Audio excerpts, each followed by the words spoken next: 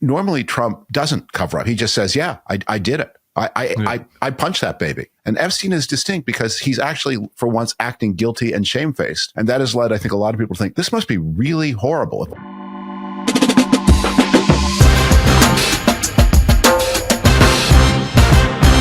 Hello and welcome to the Bulwark Podcast. I'm your host, Tim Miller. Delighted to welcome back Gold Jacket guest, staff writer at The Atlantic and host of the David Frum Show. It's David Frum. How you doing, sir? Good. When you say gold, I'm conjuring up one of those WrestleMania jackets, those really shiny ones. Yeah, okay. Sure. I kind of am thinking about like the Masters winner or Saturday Night Live. Like if you've been the host, I think 5 or 10 times, you get a jacket. That's what I had in mind, but we'll give you a shiny one. All right. Thank you. I don't know. What should we talk about at the start of the podcast? Who's to say? Lots out there. What won't we talk about? Maybe Jeffrey Epstein. What do you think? All right. Bad for the Jews. Not a great representative. I want to talk about a lot of negative discussion about the Jews out there in the public space. I want to talk about that at the end. The Jeffrey Epstein cover-up is in full bloom right now. We've seen a bunch of emails, talked about that the last 2 shows. This morning, Trump is out with a bleat about this. He says this: the Democrats are doing everything in their withering power to push the Epstein hoax again. Some weak Republicans have fallen into their clutches because they're soft and foolish. Epstein was a Democrat, not our problem. Ask Bill Clinton, Reid Hoffman, Larry Summers about Epstein. They know all about him. Don't waste your time with Trump. I have a country to run. Yeah. How does he sound on that? Well, when you say the cover-up is in full bloom, I think it's sort of past the bloom. Look, if you want to do a cover-up, you don't keep obsessively talking about the thing you yourself are covering up. You introduce the country to the 7 brave astronauts who are about to embark for Mars. Yeah, right. You announce your new Trump candy bar. And you say tariff holiday for Republicans, in red states and more tariffs on blue states. You do something else. I forget whose point this was. This is not original to me. I'm going to be repeating somebody else. Maybe it was Charlie Sykes who said this, that normally Trump doesn't cover up. He just says, yeah, I did it. I punched that baby. And in fact, after years of our country being led by weak presidents who wouldn't punch a baby, I punched the baby in the face. I did it. And people say, yay. And some people are upset, but others say, yay. But there's no cover up. And Epstein is distinct because he's actually, for once, acting guilty and shamefaced. And that has led, I think, a lot of people to think this must be really horrible. If all the other things he did, he doesn't cover up. What happened here? He also is very good in those cases when, he says like, whatever it was about that I didn't pay any taxes. Imagine like the prime example of this is, kind of Mitt Romney and how apologetic he was and all this for and not paying the taxes and trying to figure out how to spin it. And Trump was always like, yeah, I didn't pay taxes, right? Yeah. Like only a sucker would pay taxes, right? Yeah. That was, his normal move here. But then the other move is that, as you say, he would do a distraction, right? Like we'd be troops into the cities or I don't know. Maybe we'll get to Venezuela later. Maybe Venezuela will be the answer on this front. This is an issue that he has just been unable to do that with, in part because at least some element of his own media ecosystem won't go along with it. Like Fox is pretty much going along with it, but the outer reaches of the MAGA ecosystem won't go along with his efforts to try to talk about other random shit. I want to introduce a theory here that maybe helps us understand this, which is there is MAGA and there is maybe para-MAGA. And the MAGA universe is all about Trump and his ambitions and his greed and his very specific degrees of hatefulness that Trump hates people who in any way cross him, but if you don't cross him, he doesn't have kind of ideological hatreds. Why would I hate people just because other people hate if a cat-eating Haitian migrant who came into the country, like put on a red MAGA hat, they would be invited to the Oval Office. Right, exactly. Yeah. And he could eat the cat. Trump would serve him the cat. They could eat the cat together. Yes, right. But there is this para-MAGA universe for whom Trump was a vehicle for their general craziness and insanity and paranoia and hatefulness. And para-MAGA decided that Epstein a while ago would be the biggest scandal ever. Pizzagate was false. The idea that Hillary Clinton was bathing in donkey blood, that was false. Epstein was true. I mean, not every aspect of it, but there was an Epstein. He did abuse underage girls. that was true. And they built a construct about it with a lot of anti-Semitic overtones. And that's why, I mean, I've always thought Jeffrey Epstein had been Godfrey Epworth. This story wouldn't resonate in the same way, but it was true. And he was Jewish and many of the people around him were Jewish. So it was perfect. Yeah. And Trump went along for the ride, arrogantly, shamefacedly, not giving early signals that, you know what, let's find another scandal here, people. This one cuts close to home. So para-MAGA spent years convincing the really hardcore or the outer fringe, not the opportunistically crazy people as Marjorie Taylor Greene is turning out to be, but the sincerely crazy people as Lauren Boebert is turning out to be. That this is the key to all mysteries. This is the master story of American life. This will unravel everything. And they built it out and they built it out. And then his own vice presidential nominee and then his own vice president went along for the ride too, for reasons that may have been very cynical. Well, if we magnify the scandal and it turns out there's something to it, maybe Trump will have to resign. Maybe. And who would benefit from that? But anyway, they built this story. They got everyone ready for this thing. So they built the bank of spotlights that are now turning on one by one. And now Trump is trying to run around the amphitheater, turning the spotlights off. Yeah. It's not working. You mentioned, some titillating thoughts there about, I don't think Trump is ever going to resign. Just kind of an adjacent thought to that almost never crosses my mind, because this is the place that you come for rain cloud assessment of our politics. There are other places on YouTube that you go to for, the walls are closing in on Trump. Plenty of options for that. But I don't know, man. This week, the thought has crossed my mind a couple times the last 2 days that between the, potentially losing hold of the para-MAGAs, as you call them, on Epstein, between the economic problems that are happening in the country that they don't seem to have any plan for reversing. If anything, they seem to be making it worse. The fact that people after the election last week can sort of smell lame duckedness on him in a way that they couldn't before. It does feel like it's at least possible that this week could be a week we look back on and say, the wheels did finally come off this fucking thing. He was around for way too long, but that was the point where it started. Is that too optimistic? Is this too Friday Pollyanna for you? I basically agree, but I don't want to point to a specific time. So do you remember when Trump was running for the first time, there was this internet tag, LOL, nothing matters. Discourse. And my response always was actually everything matters. It's just there's a lot of everything. So things accumulate in a country where elections are decided by people who know the price of every can of beans on the shelf and how much that can of beans cost in their grocery basket and how much it cost this time last month and this time last year. You can't tell those people that grocery prices don't matter. I mean, you can tell fancy people who shop on Instacart what the grocery prices are down. They may not know, but the people who are going to decide this and other elections, this coming election and other elections, they know. So if that's your plan, lie to them about the price of beans. It's not going to work. And there's a very specific problem, which is when Trump says, I'm going to go around the country and tell people how great the economy is. All of the problems of the economy in 2025, or virtually all, are directly caused by things he intentionally did solo, did in defiance actually of much of the rest of his own party, and did for really no reason except malice and ignorance. I mean, if people are concerned about the price of macaroni and cheese, well, the reason the price of macaroni and cheese is up is because Trump tariffed the macaroni. Speaking of that, there's an interesting tariff announcement yesterday. I have one more Epstein thing, but since you led me there on the tariffs, this is from the New York Times. The Trump administration is preparing tariff rollbacks on goods from countries beyond those that have reached trade agreements with the U.S. in an effort to lower prices. They specifically mentioned also the coffee tariffs they're rolling back in an effort to lower prices. That's intriguing. So they're going to roll back tariffs in the hopes that lowers prices. They're connecting the dots, aren't they? Wait a minute. Scott Bessent and Howard Nutlick told me that this wasn't true, that the tariffs were increasing prices. But it's interesting then that to roll them back would in theory lower prices. You mean if I drop the egg from a 2-story window, that's why the egg carton smashed. That's fascinating. Huh. Yes, well, that would do it. But the problem is, of course, you introduce so many dislocations into the economy. That yes, cutting tariffs will bring prices down. Negotiating new free trade agreements would bring prices down, but it won't do it overnight.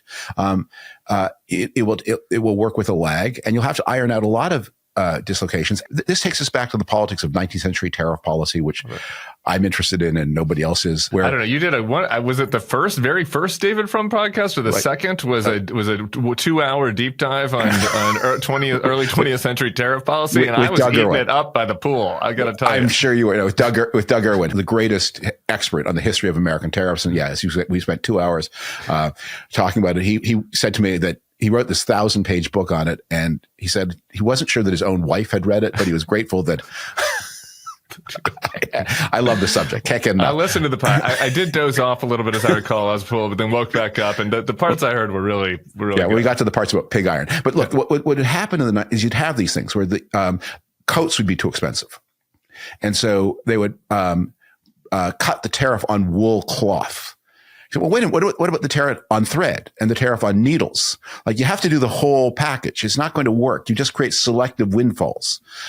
So Trump's got this problem, and it's entirely of his own making. And it's, by the way, it's a very Trump specific problem, because there are a lot of things that are happening under Trump that might have happened had Ted Cruz become president.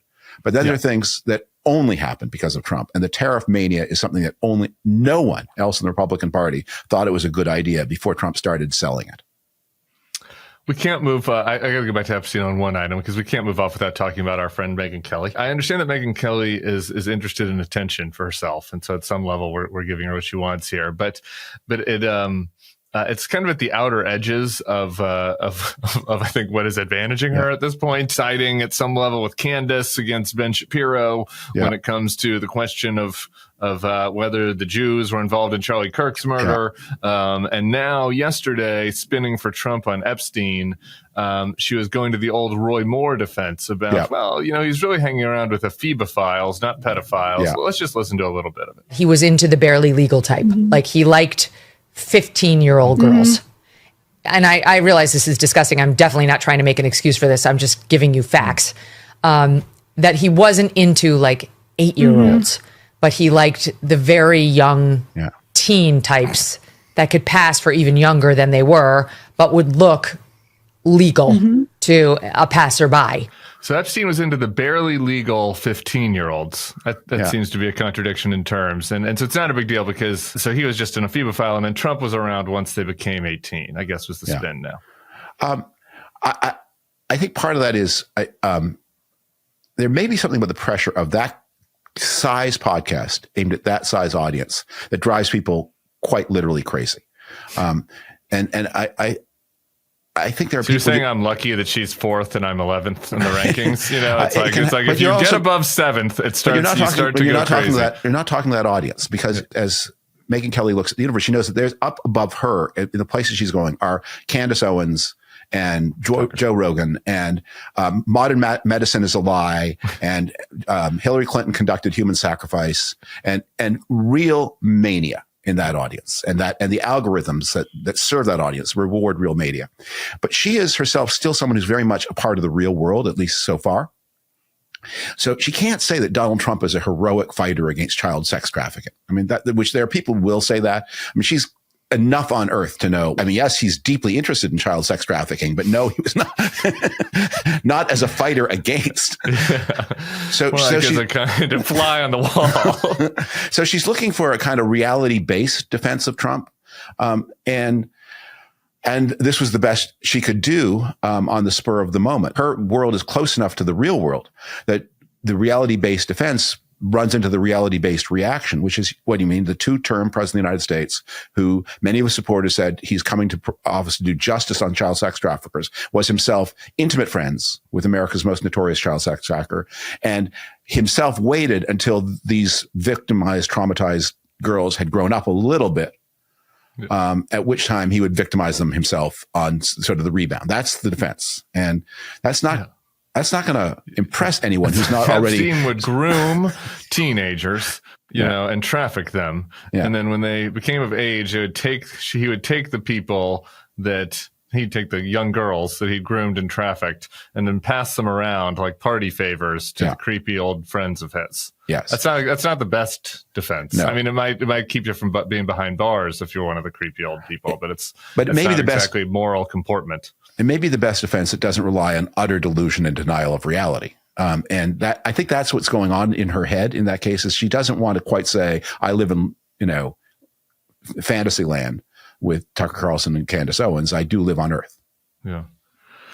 Well, Google searches and ChatGPT searches for ephebophilia are skyrocketing. A lot of water is being used right now in AI searches for the definition. But can I say, actually, let me make one more point about this. One of the when politics was a very male-dominated activity, there was a rule among politicians that what you did with women was a completely separate part of your moral life. I mean, look, if you cheated at cards, unacceptable. If you embezzled from the bank, unacceptable. But you could maltreating women was an entirely separate moral category that in no way reflected on who you were as a man. And I think this raises a lot of very profound questions. Are women people? Is your treatment of women a reflection of the kind of person you are?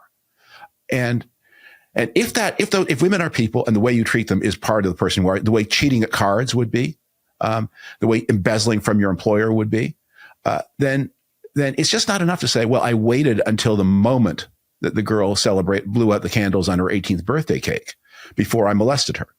The question, well, how you treated her is an important part of the story of your life. And that is true whether she's 18 or 23. The question is, who are you? What does this, and even if you avoided criminal liability, who are you? Because part of who you are is the way you treat your intimates. This goes back to the Bill Clinton question. I mean, Bill was maybe the only person who had good news in the Epstein file leaks recently, because there's some email where Epstein said that he'd never been to the island. Again, who the hell knows if Epstein's ever telling the truth in his emails or not, but that was noteworthy. But I felt that way when I got older and understood it. And like when I became Monica Lewinsky's age, I felt that way about that question about his treatment of her. Right? It's like there's nothing was illegal here. Like that was not it was not equivalent to a 15-year-old girl, of course, different than 22 or 23, however old she was. But like, what is appropriate comportment and treatment of somebody, and when there's that kind of dynamic, is obviously like something worth contemplating. And I do think that if you go back and look from a bipartisan level at basically, the period before up through Bill Clinton, it was, as you're saying, it kind of was just like accepted that you can do whatever you want with women. That's a side deal. Democracy depends on citizens who can listen, reason, and disagree without rancor. That's what students do every day at St. John's College. No majors, no lectures, no professors telling you what to think, just small, rigorous conversations about the great books that have shaped civilization. In seminar, every voice is heard as students wrestle with 3,000 years of human thought, from Aristotle and Plato to Locke and Rousseau, from Smith and Marx to Lincoln and Douglas. St. John's has long been America's great books college, and our radical approach to conversation and community means that learning here is different. Every student is a source of insight, and every question is an invitation to go on a journey with an unknown destination. If you believe democracy requires the kind of trust that is engendered through honest searching and through the great books that built our civilization, become a Johnny by visiting sjc.edu. St. John's College. The education democracy needs. Good point. I want to talk about a couple of other items of the news. Are these settlements now? I'm sort of bundling a couple of things together, but obviously there's some rumors that Trump was talking with the DOJ about having the taxpayers pay him directly for the ill treatment that the government made against him in this shutdown deal. The worst part of the shutdown deal, I think we can just be honest about that, is that it allows senators to bring lawsuits if federal law enforcement seizes or subpoenas their data without notifying them, with potential damages about $500,000 each. This is apparently was about the fact that Jack Smith's investigation into January 6th included, looking into some of the phone records of coup plotters' conversations with GOP senators. And then out this morning from Bloomberg, the DOJ is in settlement talks with Michael Flynn, Trump's first national security advisor, who's seeking $50 million over what he says is a wrongful prosecution by Robert Mueller. And there's another Trump lackey that is also in negotiations for similar. This is, I think, unprecedented and insane, right? That like Trump wants the taxpayers to pay off his cronies, basically. So the reason it's unprecedented is because in the past, people who had done bad things, who had been convicted, and who then later either got a pardon or had some other change in their legal status, would know, well, if I now sue, I reopen the case that originally led to my conviction. And the Department of Justice will vigorously contest. And since they won the last time, the odds are pretty good that they will win the next time. So Mark Rich didn't, after Bill Clinton pardoned him for all of his many financial crimes, did not say, okay, now I'm going to demand that I be compensated for right. Because they won the last time, they will probably win the next time. So what the predicate for all of this is that Trump will instruct his Department of Justice to take the fall and not to defend the interests of the taxpayer in protecting the public purse against these claims by wrongdoers, convicted wrongdoers. Now, in the case of the senators, they weren't convicted of anything. They weren't accused of anything. And their phone records that were obtained were not any content of their phone calls, but simply numbers in, numbers out, time of the call, the famous metadata. Yeah. The analogy I've used, it's a little bit like Confederate cabinet officers suing for reparations after the end of the Civil War. You tried to bring down the government. And the government, in its mercy, did not bring cases against you in particular. They thought it was better. There's a limited universe of people who will face legal consequences. There are many more people who are involved in this conspiracy, like the Confederate cabinet officers. So we're letting you go. We're letting you off the hook. It's bygones be bygones. It's not a very vindictive political system, which we used to think was good and may still be good, although I'm beginning to change my mind about that. But it's not a vindictive. The prosecutions are as selective as possible. Actually, only the people who went into the building and did crimes inside the building, everyone else more or less left alone. But you're not getting a payoff. You're not a hero for having been a Confederate cabinet officer. You're not a victim. You tried to bring down the government, or people around you did, and you knew them and you helped them. Yeah, and the Flynn case, I mean, is even more stark. I mean, he was a Turkish intelligence asset, and he takes the job to be national security advisor, and he's being investigated for like back channel conversations he's having with the Russians, and he lies. Yeah, to the government. He was caught so red-handed that even Donald Trump got rid of him. Donald Trump, the same guy that he just gave a promotion to this guy that, that had the leaked texts, that said he thought that all men aren't created equal, actually, and we should take out calipers and be a white nationalist country. That guy just got a promotion from Donald Trump. Yeah. Trump looked at what Flynn's behavior was early and was like, ugh, okay, I can't do this. And so that's how outlandish and outrageous Flynn's behavior was. The idea that now we should pay him back. Yeah. Is crazy.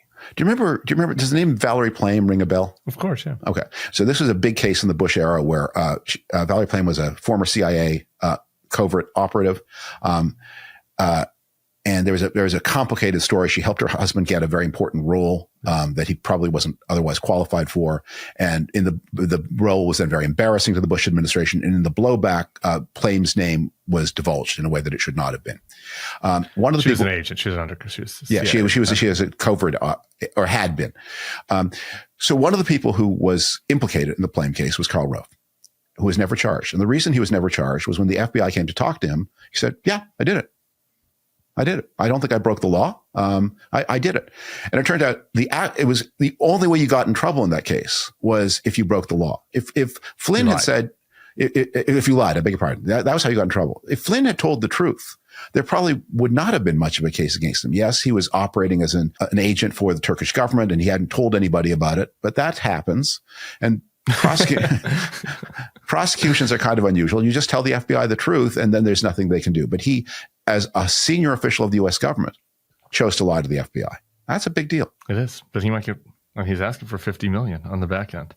I mean, that's too, that's a mistake. He should ask for $500,000. He could get it. He'd probably get it. Trump would give it to him. But Trump is also kind of cheap. It's crazy. Trump, the other interesting thing about this, not interesting, the other, like, the uniquely depraved Trumpian element of this is I just don't know that any other president in modern times, I mean, maybe I'm watching the great this James Garfield series right now, which is so good. So maybe back in the 1880s, one of the presidents thought about this, but in modern times, I don't think it even occurred to any of the presidents like, hey, I could have my own attorney general do settlements with my pals and pay them cash. Yeah. The 19th century political system was very corrupt in a lot of ways, but the presidents tended not to be. I mean, Garfield was great. Was implicated in some things, but the money that what they would do is they would take the money for the party, and a lot of the things they did were kind of shocking to modern sensibilities until you realize that's how parties were financed. And they drew a kind of distinction between what they did for the party and what they did for themselves. And some presidents went farther. Ulysses Grant appointed some 36 of his relatives and his wife's relatives to government jobs. That's probably, that was untoward even at the time. Arthur. Chester Arthur, collector of the Port of New York, run the Republican machine in the state of New York with the proceeds. But the idea of this kind of it's a difference in scale, it's a difference in brazenness, and it's also the question. I mean, political morality changes, and the question is, how far away are you from the political morality of your own time? There are things that happened at other times that would have shocked the people of the 19th century. In our time, it's just not done. The presidents are supposed to use the office to enrich anybody. And the scale of it, and the $1 billion extent of it, and the awarding of largesse to people who had been implicated in a conspiracy against the United States government, that's incredible. To be the most brazenly corrupt member of the Trump administration is a challenge. You really do have to go above and beyond, and it might go to Bill Pulte, the head of the Federal Housing Finance Agency. I was just doing a little backstory on him. He's like one of these 37-year-olds who looks like he's 50. So he's carrying a lot of weight, I think, on his soul. Just in the last week, Pulte floats the 50-year mortgage idea that's been going around to help people get lower monthly mortgage payments. So that's going to be the big solution for affordability from this administration. You just pay way more interest. Then yesterday, he sent a criminal referral to the Justice Department against California Representative Eric Swalwell, who's thinking about running for governor, making this same accusation he's made against Tish James and others, that there were misleading claims on mortgage documents. Swalwell says that's not true. And then the other story that did not get as much attention that caught my eye was as Pulte was gathering all this information, there was, I guess, a marketing official inside Fannie Mae that was sharing sensitive information with him. Senior Fannie Mae officials called her conduct into question, and an internal ethics watchdog was brought in to look into it. The officials that called her behavior into question and the ethics watchdogs have been fired. Pulte and the marketing woman who was giving him the information are obviously still in the government. It's hard to kind of think of a parallel for this character. You can't, leaving Trump himself aside. Trump officialdom. I'm sitting here thinking of it. I see four broad categories of Trump badness among this. So first are those who are wasting taxpayer resources on their own vanity and fun. Kash Patel, Kristi Noem. Yep. They're not actually pocketing the proceeds. They're squandering the proceeds to have a big time and at other people's offense. Category two are the people who are enriching themselves in one way or another. And that's true of many of the people in and around the financial area. This is more litigious, so I won't use names here. Category three are people who seem to be on, but are just sort of generally evil in ways that you don't. The Stephen Millers, the Paul Ingrassias, they're not enriching themselves in government so far as anyone can tell, and they don't seem to be wasting public resources. They just seem to be involved. They're just doing things that in a free and democratic government you didn't think anybody would ever do. But then category four, and this is where Pulte comes in, are people who are using the power of the state for political retribution. This is the Watergate type of crime. So Pulte he's not crooked. Exactly. He's plenty rich. He doesn't need to be more rich. And he might have been crooked in enriching himself back then in order to get the wealth to be this kind of influence. But I think his parents made the money. I think he's an heir. Yeah. But then he was also involved in some of the GameStop stuff. And, I don't know exactly all the details, but it wasn't like he invented a widget and sold it. But saying I'm going to go and use files that were obtained by the government for one purpose and obtain them without process, without warrants or anything like that for a purpose of legal criminal retribution. That is the Watergate category of offense. And that's not corrupt. It's not corrupt in in the in self-enrichment sense, but it's a huge abuse of power, and maybe of all the four kinds, maybe the most dangerous. Yeah, and on top of that, he is also, the retribution is happening both externally against the political foes, right? The Comeys, the Jameses, and the Swalwells. But to me, the most malignant, most malicious, rather, is the retribution against people that are just trying to do their job inside the government. And you have seen a little bit of this. This is where Kash Patel kind of goes from category 1 into 4 as well, right? Like people who are working at the FBI, working at DOJ, working at Fannie Mae, just trying to do their jobs, making sure they're following the rules, making sure the government's following the rules, doing what they're told. And next thing you know, they're getting pushed out of their jobs, punished, and who knows, maybe even targeted and looked into because they were part of the January 6th investigation, or because they're an ethics watchdog looking, at Trump officials. And this brings to a question I alluded to before that I'm thinking about a lot, and I don't have an answer to it. So I'm just laying it out there for other people to think about. One of the great things about the American political system has been its non-vindictiveness. I mean, it's a striking thing that of the makers of the American Revolution, every one of them except poor Alexander Hamilton died in bed. That there's not another revolution in the history of the world where that can be said. And generally, however hot an administration is, there's just kind of a bygones be bygones aspect to it afterwards. And people who in their active days, they end up on going to the Miller Center and yucking it up, telling old war stories. And there's something the best of America about that. And after the first Trump administration, there had been so many outrageous crimes culminating with January 6th. It wasn't completely possible to do that, and Trump stealing all those documents on the way out the door. But generally, I think the instinct of the Biden administration was just push them to the side, let history judge, avoid, if there's a federal district court judge who wants to take forever to decide a case, that's good. Let her be as slow as she likes. I'm having a Rudy Giuliani moment here. And Julie Brown of the Miami Herald, who has done so much good work on the Epstein case, made the point on a tweet today that the Biden people made a very conscious choice when they were prosecuting the Epstein, that they made it a higher priority to send Maxwell to jail and to protect the privacy of the victims than to use the files to embarrass Trump. And again, that was in the best American tradition. But my question to myself, and again, I don't have an answer, is that attitude obsolete? That if we somehow get to the other side of this second Trump administration, and if there's a return to normal government, a peaceful transition to the resumption of lawful government, should bygones be bygones? Or do we need a deeper, do people like Pulte and like the second and third level down, rather than load everything onto Trump's shoulders and send him off into history, should there be some kind of deeper set of cleaning up the government? There are no major institutional reforms passed by Biden after the first Trump administration. No changes to the pardon process, no changes to the declassification process. Areas where Trump had shown Electoral Count Act. That's right. Yeah, that's right. Yeah. And again, can we do that a second time? One of my pet legal reforms is that anyone who accepts Secret Service protection from the government, any presidential relative who accepts Secret Service, should publish their tax returns. Eric and Don Trump Jr., they're getting protection, publish their returns. Because if they're official enough to be worthy of protection, they're official enough that we need to see their tax returns.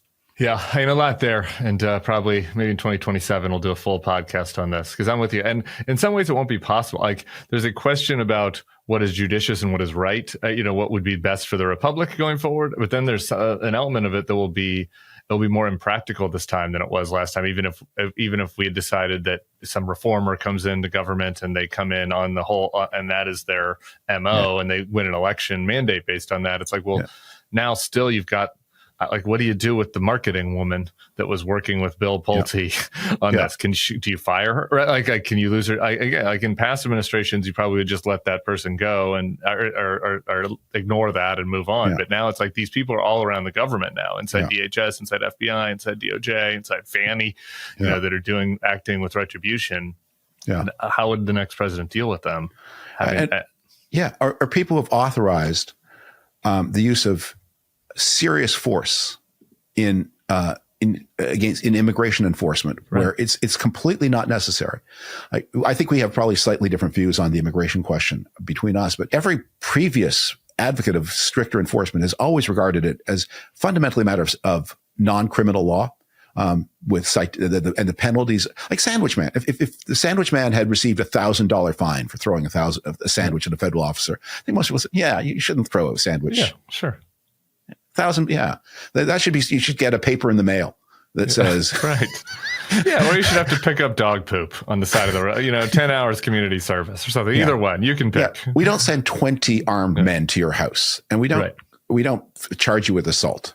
And that the people who were party to those abuses of police power, what do we do with them? They shouldn't be police anymore. That's at a bare minimum. There's someone who's authorized you to use pepper spray against 3-year-olds. That person shouldn't be doing police work. Okay, this isn't on my list, but just really quick, because you've titillated me about our differences on the immigration thing. Because I'm such a squish in immigration. But I wonder, I get this question a lot when I go into right-wing circles now, which is, don't you give them credit for the border at least? And my response to that has been, actually, no, because we don't want zero immigrate. At some level, sure, it's better. We also don't want the situation that we had in the second year of Biden.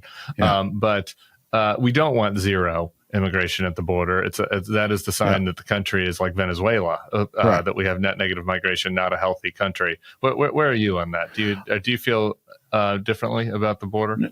Well, first, I always think that when I hear a person who claims to be an immigration hawk talk about the border, I know they're faking it, because the locus of enforcement is not the border, it's the workplace. And border enforcement is like blowing up drug boats. If you want to stop the flow of drugs, you are never going to succeed by blowing up drug boats. There's not literally, but practically an infinite number of drug boats carrying an infinite amount of drugs. If you want to do drug enforcement, you have to do it on the interior of the country. And if you want to reduce the flow of illegal immigration, that means going into places where there are a lot of illegal immigrants, just checking the books of the employer and writing them a big fine if it turns out that their workers are not legal. And then they will stop employing illegal workers, and then illegal workers will come in smaller numbers in the future. In the Biden case, the problem was an abuse of the asylum process, that the United States took a view in those years that basically anyone who came across the border who claimed to be an asylum seeker was entitled to release inside the country until 7 or 10 years later, when their case was heard, by which time it would be, impossible and inhumane to eject them. So you needed, the answer was to meet them quickly and to expedite their hearings, and to do this in sufficient numbers, massively enough, early enough that the world got the message. But you also needed to understand that a lot of the asylum process of the Biden years was driven by a very specific foreign policy crisis in Venezuela. And which is not to be met by blowing up boats or invading Venezuela, but a quarter of the population of Venezuela left the country to escape poverty and oppression. That's not an immigration problem exactly. That is a Venezuela problem, and you needed a policy about Venezuela. And the Biden people met it by saying, okay, let's welcome them all to the United States, or as many as can walk their way to the border. There are more, by the way, it should be stressed, more Venezuelan refugees in next door Colombia than there are in the United States. And I believe there are more in Mexico than there are in the United States. So to that Venezuelan question, you alluded there that you're not for, despite being neocon David Frum, you're not for us just kind of yeeting boats out of the Caribbean and planning a regime change war against Maduro, it sounds like. Well, but no, I'm neocon. The last podcast was about this. I should shout out. People can listen to that. But what's the short version of your view? So I'm for sure not for blowing up the boats. I'm neocon enough to contemplate military action against Maduro, sure, with congressional approval, as Bush got before the Iraq War, and in working in cooperation with regional allies. The idea that you're having this battle with Colombia has been a longtime friend of the United States on many important issues, including a terribly dangerous and deadly drug war that it's fought on its own soil, with tens of thousands of Colombians dying in the fight to protect Americans from Colombian drugs. The present president of Colombia is a little wacky, but I think leaves early next year. There'll be a new one, and one friendlier to the United States. It's the single largest place where Venezuelan refugees go. They've been astonishingly compassionate and helpful, and to their Venezuelan neighbors. They have to be a partner, and Mexico has to be a partner, and Brazil has to be a partner. You have to work with partners, partly for practical reasons, partly for reasons of legitimacy. And then you have to have a clear idea of the future you contemplate for Venezuela. And the idea that you would use force to replace Maduro with the next in line thug because the next in line thug has assured you that he will be more cooperative on a very narrow range of issues. What Venezuela needs from the United States is help finding his way back on the path of development. That was the main theme of that podcast we did, is that this used to be one of those prosperous countries in Latin America. This used to be a country that received refugees from war-torn Europe and gave them opportunities to be a new life. It could be that country again. And so I'm not against an American intervention, but it can't be this kind of solitary action with sinister goals in mind. And it can't be done without Congress. In addition to that, like, just the human rights violations in the Caribbean, like they're not even telling us what they're doing. Like the idea that our government can say, okay, we're just going to take out these boats. You've got to trust us that they're drug boats, because like summary execution at sea is now the punishment for selling drugs in this country, when Venezuela is not even a source of drugs. And then simultaneously, like, oh yeah, also we've got this potential regime change war that the Secretary of State is interested in planned. And like the whole thing is just a colossal. And it's, even if they really are drug boats, and even if everybody involved is guilty, and even if none of them are, or people being human trafficked, or who the hell knows? I mean, knows? At least half the people we sent to El Salvador prison weren't even gang members. So like, you can't exactly trust that they're telling the truth. As you say, summary execution at sea is not a punishment for drug smuggling. But the last thing is, the whole thing is stupid and futile. That we don't know how much this operation costs. There are no estimates provided, but it must be. The United States now has the largest concentration of force in the Caribbean since the Cuban Missile Crisis. It's pulling assets away from all sorts of other regions of the world to deploy them in the Caribbean. It must cost hundreds of millions of dollars, if not more. How much cocaine is being intercepted? And by the way, it's cocaine, not fentanyl. How much cocaine is being intercepted? There's an anecdote from that both Daniel Patrick Moynihan and George Shultz tell themselves. I repeat it a lot because I think it's the beginning of wisdom. Daniel Patrick Moynihan was the first drug czar in the Nixon White House. That is not a cabinet officer, but he had all the government responsibility for the drug war.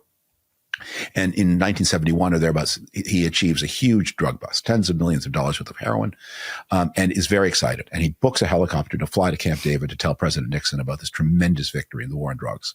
And as he gets on the helicopter, there is Secretary of Labor George Shultz reading the Wall Street Journal, and Moynihan, and they both tell this in their memoirs, Moynihan is just burbling with excitement over the little headphones, and Shultz could not be less interested, and just barely folds down his newspaper.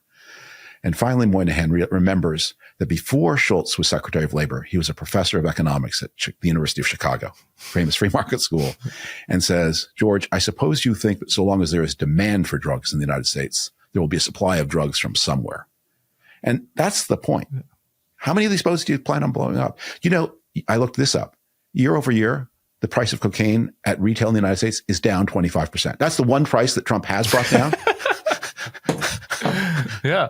And quality's up because there are fewer fentanyl deaths, also than there were during the Biden years. So intercepting the cocaine boats is, even if every person were completely guilty as charged, even if they were all like senior members of the cartel and they were deserving of some terrible punishment, you'd be spending billions to save millions. I want to close by kind of talking about the anti-Semitism discourse that's happening on the right and left. First, I want to just talk about what we're seeing on the right.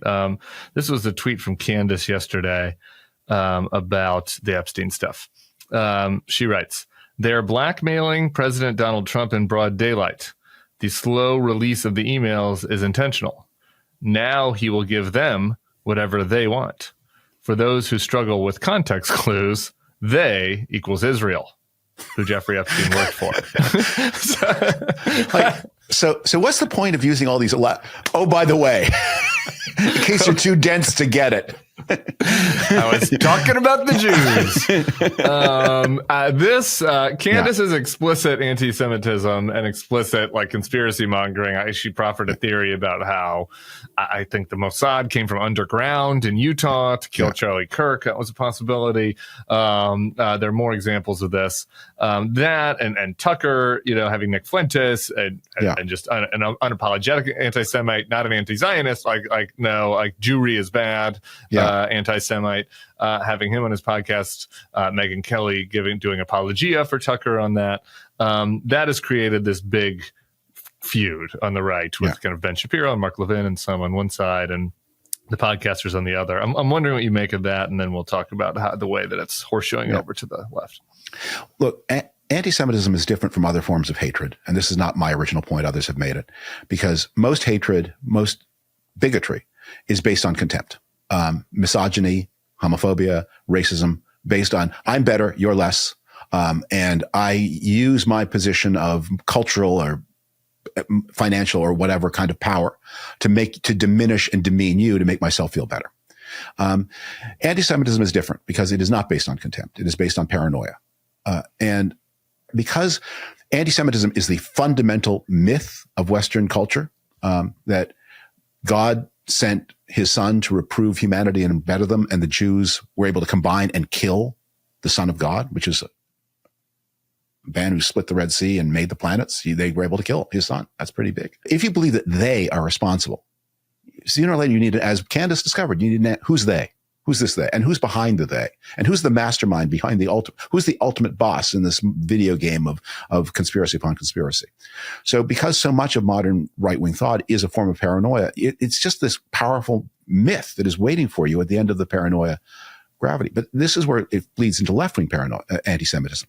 So anti-Semitism itself is a word coined in the late 19th century in German. The anti-Jews of the late 19th century did not want to look old-fashioned. They didn't want us. We're not religious bigots. We're not like Martin Luther or the medieval papacy.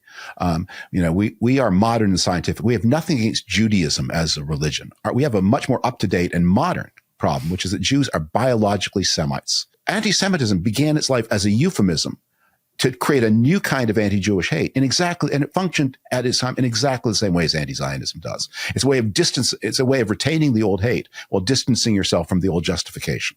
And I think the proof of the similarity is medieval anti-Judaism believed that Jews killed innocent Christians to get blood for matzah, and modern anti-Zionists. There was a case just at University College London just the other day where a lecturer was brought to campus to teach the students that the Jews had done this as recently as 1840 in the city of Damascus.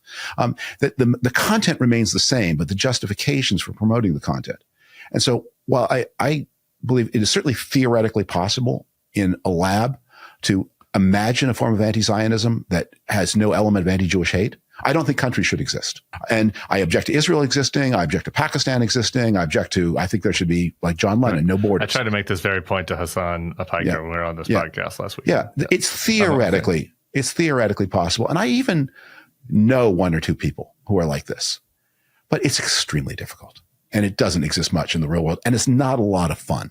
That the oomph and excitement of anti-Zionism is precisely that it draws from anti-Semitism and anti-Judaism, your belief that there's this conspiracy of these uniquely powerful, uniquely malevolent people who are congregated in the land of Israel, where their normal, imperfect government becomes your summary of all the evil in the world. So you wrote a provocative tweet about this. It's kind of loose what you're saying, but there's a little more succinct, to put this succinctly, which is Republicans are having a big public argument about anti-Semitism that has contaminated their party. Democrats aren't. Yeah. Their anti-Semites are vile neo-Nazis. Our anti-Semites bring new, exciting energy to our party. Yeah. There is something to that, I think. And you see some examples of this, like I'm thinking of Richie Torres and Adam Friedland did a podcast a couple of weeks ago where Adam Friedland, who is kind of an anti-Zionist Jewish comedian / political podcaster, was pressing Richie about this and was talking about, I'm Jewish, and so I'm an anti-Zionist, so it can't be anti-Semitism. So you see a little bit of it, but one of the most important biological anti-Semitic tracts of the early 20th century was written by a Jew, Otto Wenninger. I mean, it is not unheard of. And I've always had a theory that most of the members of the American Nazi Party are Jews under different names who are in some way crazy or estranged from their families. This is an old tradition in the Jewish world that people exit either for ideological reasons because they find in communism a substitute faith for Judaism, or just because they're alienated and estranged, that they become very effective. And then as a Jew, I therefore endorse all of these myths. But look, half the Jews in the world live in Israel. It's pretty hard to have a sustained critique of the Jewish state that doesn't put half the Jewish population of the world at risk. So here's the thing that I struggle with, and then maybe might be the area that we have slight disagreement on, and that I want to hear your pushback to, because I think it's actually really important that the left figure out how to talk about this and discuss it, which is and I talked about this a little bit with Chris Hayes on Tuesday, which is there are a lot of people on the left, particularly younger people, who are passionately opposed to the way that Israel conducted the response to October 7th. And they've seen the videos in their TikTok feeds of innocent Palestinians getting killed and maimed, children, and it's horrible. They've seen horrible stuff, and they don't like the Bibi Netanyahu government. Yeah, many good reasons for that, and they're upset at Israel. And then they're on the internet and they're consuming information, and the people that are that seem to have the most moral clarity about that question of how the Palestinians were treated are also the people we were just talking about, the Candace Owenses of the world and Tucker Carlson's. I say seem to have the most moral clarity. I just want to say, like, this is from their perspective. And then there's some people on who are left pod influencers who make their whole brand, oh, the Democratic Party is in league with AIPAC and the Jews and Israel and so the only information they're getting are from these far right podcasters who are anti-Israel and these left-wing podcasters who are attacking the Democratic establishment, again, in some ways potentially legitimately for their policy views. And so I don't know, how do you break through that? And I think that the only way to possibly break through that is to be able to have a clear denunciation of the things that you don't like about the policies put forth by the Bibi Netanyahu government, with also and does so in a way that doesn't lead people down, a slide towards, oh, I'm concerned about Jewry worldwide. And I think that's very challenging. Well, let me come up with a comparison that might be helpful here. Urban crime, genuine, serious problem. Many of the perpetrators of urban crime are Black, and a disproportionate number of them are Black. So supposing you want to talk about urban crime and you're aware of this fact, how do you deal with it? Do you see this as a secret source of political power? And do you look for code to say, you don't like Black people to begin with, let me give you a whole other reason not to like them? Or do you understand that you've got a genuine problem here that can draw power from some of the worst things in American history? And you have to learn how to talk about this in ways that don't use that resource, even though it's beckoning, and also signal to the people you're talking about, I'm not driven here by animus. And indeed, since the victims are also disproportionately Black, that you have an interest in solving this problem as much as anybody else. And we can have a kind of solidarity. I think this is one of the reasons that the Mamdani case resonates so differently with supporters of Israel, Jewish supporters of Israel, non-Jews. I mean, we just don't think he's a good faith actor. He's not interested in the Syrian civil war, which was which had anybody bothered to share the pictures on TikTok was, in fact, it's so upsetting that many of the pictures that you think are from Gaza are actually from Syria, because those are the really most terrible ones. Or what is the resource? And who do you make league with? And if you celebrate the financiers of Hamas terrorism in your own personal rap video, it's hard for me to believe that you have no view on Hamas terrorism. So you don't give him points for trying. He seems to have tried. He seems to be trying, which is different. Would be what I would defend Zoran on, which I think is a category difference from some on the Republican side who revel in the wink and the nod comment, whereas Zoran seems to be trying to win people back over. What does trying mean? When George Wallace reinvented himself after his near assassination, and this is a little different. George Wallace like instituted racist policies, and then as an old man, Zoran's 34. The point is when you have done things, and in this case, not a decade before, half a decade before, but a few weeks ago. The question is, who is this for? Who is this for? Is this for the people who feel that you are hostile to them, or is it for an audience? If it's for the people who feel you're hostile to them, then you meet with them privately, you listen to them.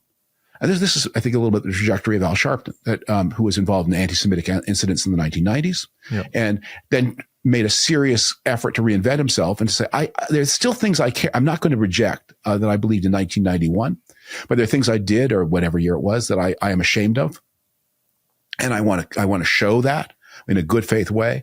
And that's not what anyone is saying. What Zoran is saying, it is still in his case. It's the single thing he's most sincere about. All this housing stuff, that's all affect. That's the pollsters told him it would work. The thing that has motivated him through almost all of his career, he's not such a young man. He's been active in public life for 15 years.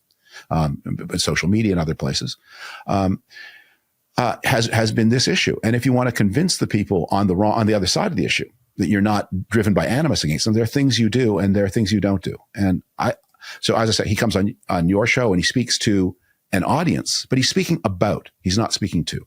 I guess I didn't. I guess we did get to the answer of the question. We got waylaid a little with the Zoran, but the question of how to talk about concerns about Israel without doing so in a way that yields to the they them accusations. And I guess you're the comparison to urban crime is the answer. I would say a way to do it, and there are many,